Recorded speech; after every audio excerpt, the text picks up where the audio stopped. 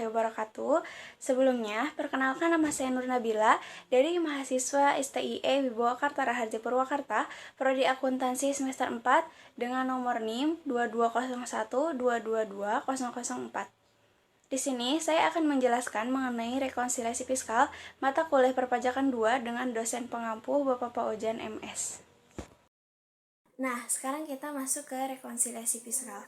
Rekonsiliasi fiskal adalah proses mencocokkan perbedaan antara laporan keuangan komersial dan laporan keuangan fiskal.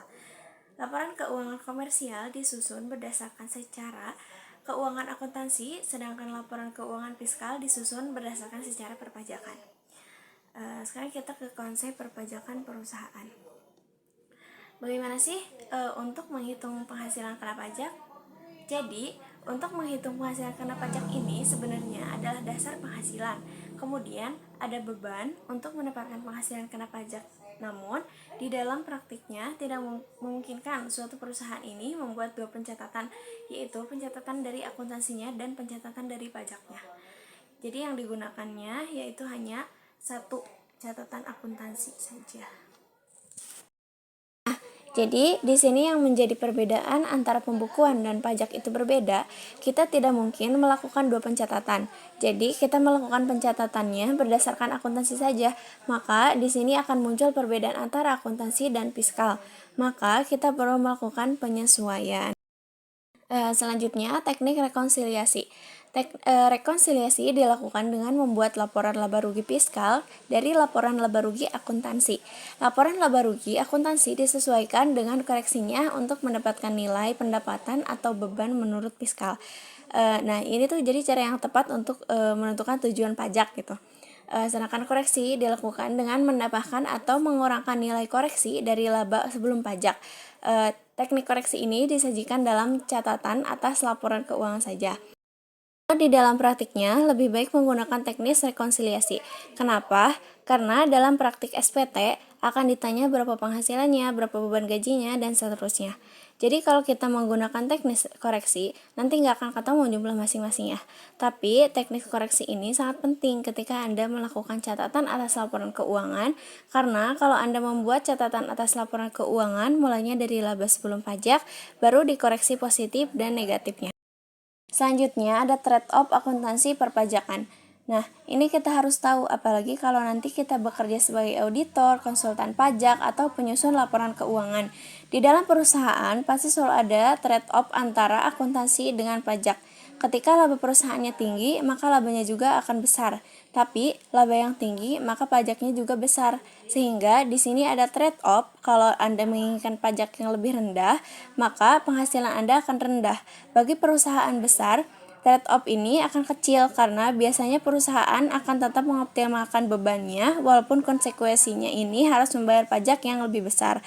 Tapi bagi perusahaan yang menengah seringkali tidak membayar pajak. Nah, ini praktek yang tidak diperkenankan. Lalu ada latar belakang perbedaan. Akuntansi dan pajak ditetapkan oleh otoritas yang berbeda dan dengan tujuan yang berbeda.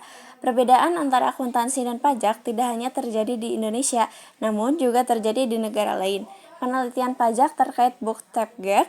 Yang pertama itu ada penyebab box type gap, dan yang kedua apa akibat terjadinya box type gap, yaitu presentasi laba, persentensi return, terjadi informasi dari box type gap, dan yang ketiga apakah box type gap dapat dianggap sebagai alat untuk melakukan e-learning management.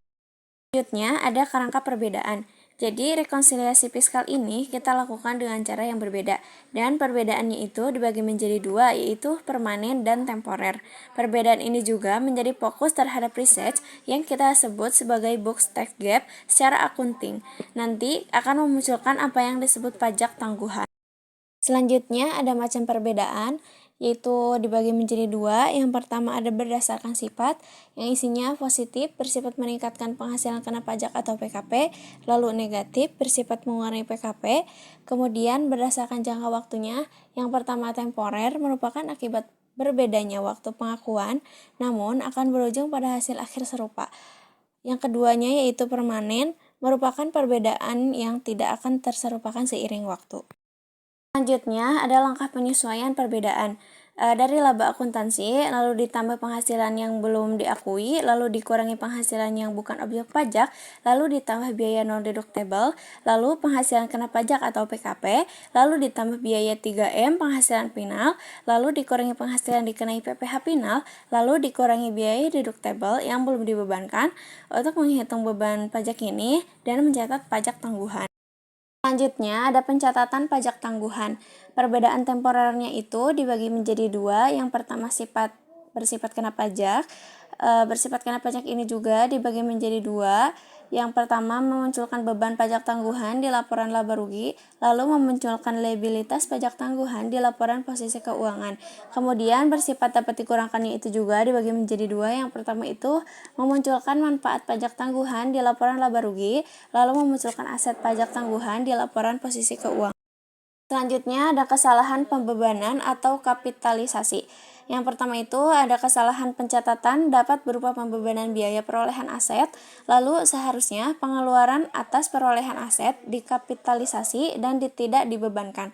Lalu perbedaan akibat kesalahan ini bersifat temporer, sebab seiring berjalannya waktu aset yang dikapitalisasi akan dibebankan secara bertahap melalui beban penyusutan. Selanjutnya ada laporan keuangan dan laporan fiskal. Laporan keuangan dipergunakan sebagai acuan pembuatan laporan fiskal setelah dilakukan rekonsiliasi atau koreksi. Dan laporan fiskal disampaikan sebagai catatan dalam laporan keuangan sekaligus menjadi dasar pengungkapan komponen tertentu. Selanjutnya yaitu ada penghasilan bukan objek pajak.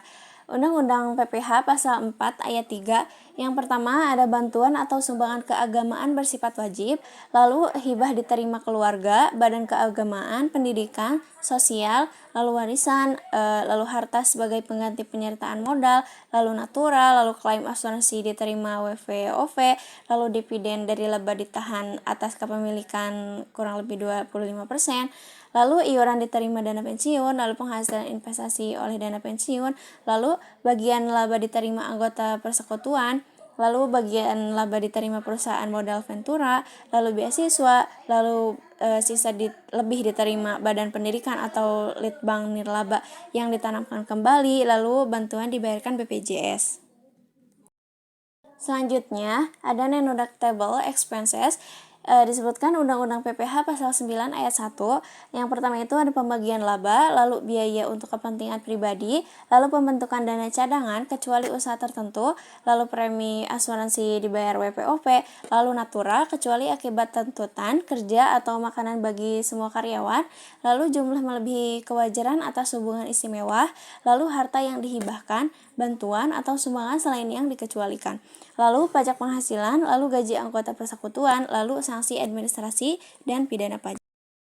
Lalu selanjutnya ada non-deductible expenses lain yang termasuk non-deductible, yaitu ada pengobatan secara cuma-cuma bagi pegawai, lalu makan siang sebagai pegawai, lalu PPh 21 ditanggung perusahaan, lalu biaya jamuan tanpa daftar nominatif. Yang termasuk deductible yaitu yang pertama ada penggantian biaya pengobatan, lalu makan siang bagi seluruh pegawai, lalu tunjangan PPh 21, lalu biaya jamuan dilengkapi daftar nominatif. Lalu selanjutnya yang terakhir ada penghasilan dikenai PPh final Pasal 4 Ayat 2.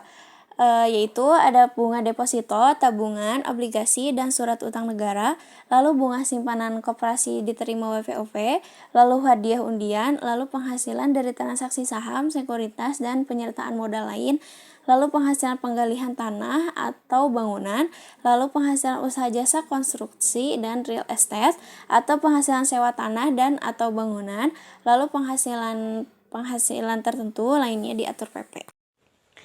Nah, mungkin itu saja yang bisa saya paparkan mengenai rekonsiliasi fiskal. Terima kasih atas perhatiannya. Mohon maaf atas kekurangan dan kesalahan dalam materi dan penyampaiannya. Wassalamualaikum warahmatullahi wabarakatuh.